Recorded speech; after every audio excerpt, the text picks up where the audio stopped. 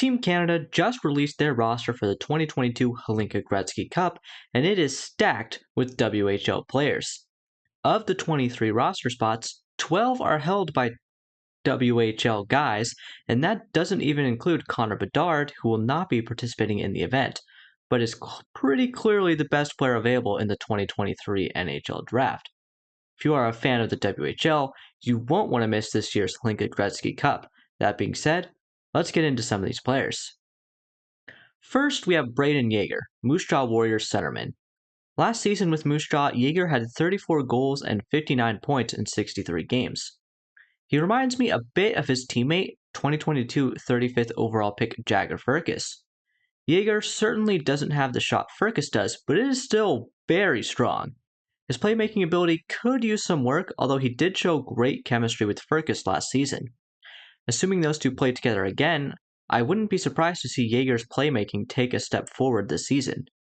The one advantage Jagger has over Fergus is size. He's pretty lean at just 161 pounds, but at 6 feet tall, he likely won't slip in the draft the way Fergus did, assuming he can build on his impressive draft -1 season. Next, we have Kalyn Lind. Lind is an interesting prospect to me. His production last season won't turn many heads, but he played a relatively limited role on a pretty good Red Deer team. He also spent a lot of the season in the penalty box, as he accumulated 93 penalty minutes in 61 regular season games, plus an extra 12 in 10 playoff games.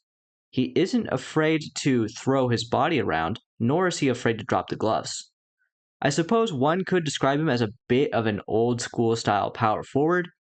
I don't have a particularly strong opinion of him at this point, but I generally prefer to stay away from players that take a lot of penalties, as statistically they do tend to underperform their draft positions. Next, I have Tanner Howe. Howe admittedly is a player I didn't spend a lot of time paying attention to last season, given he actually isn't draft eligible until 2024. That being said, a cursory glance at his Elite Prospects page will show you why you should be excited about him. As a rookie in his draft -2 season, Howe put up 27 goals and 42 assists for 69 points in 64 games with the Regina Pats. Given his age and size, I'm not sure what his role will be and how much ice time he will get for Team Canada in the Hlinka Gretzky tournament, but I expect him to be a dominant force this season in the WHL. Now, if you are enjoying the video, please do consider giving it a like. That really helps me out. Thank you. Next, I have Andrew Cristall. Cristall put up a nearly identical production to Howe this season.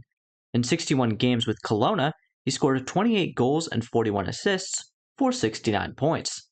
The difference, of course, is that Cristall is a 2023 draft eligible, while Howe is a 2024 guy. With that in mind, being over a point per game is still pretty impressive for a player in his draft -1 season. Cristall isn't a guy who I'm super excited about going into the tournament, but he definitely has first round potential. Moving on, we have Zach Benson. Benson was one of my favorite players to watch last season. It felt like every time he was on the ice, he was either creating dangerous scoring chances or finishing plays his teammates set up. He did play on a line with Connor Geeky, but I really thought Benson was the more consistent offensive producer. While Benson does have great playmaking instincts and executes dangerous passes well, I would like to see him work on his shot this season.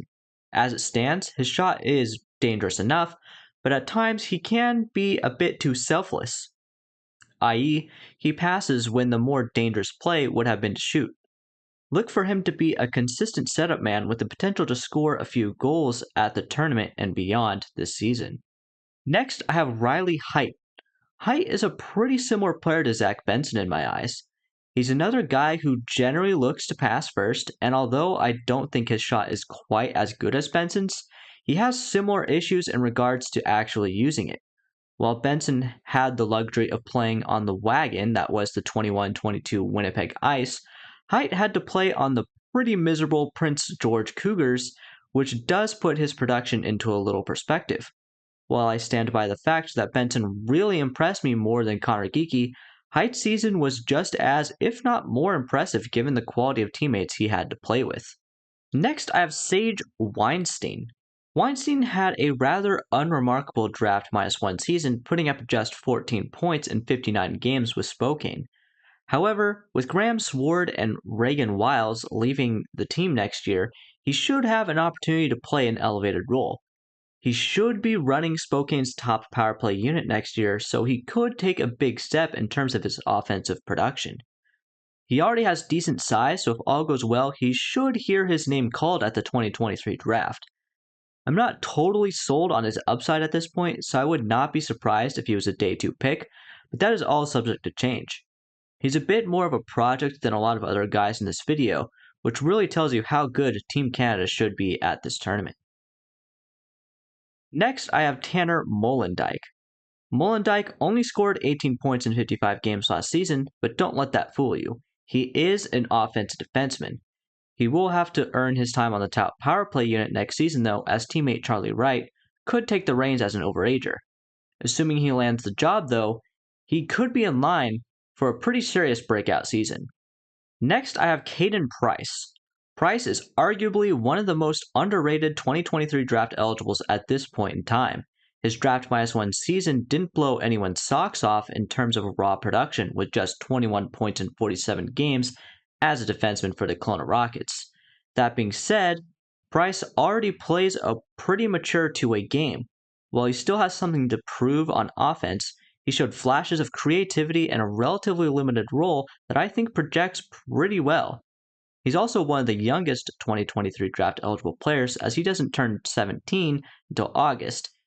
He stands to play a much bigger role for Kelowna next season, so look for him to have a breakout season, potentially shooting up draft boards.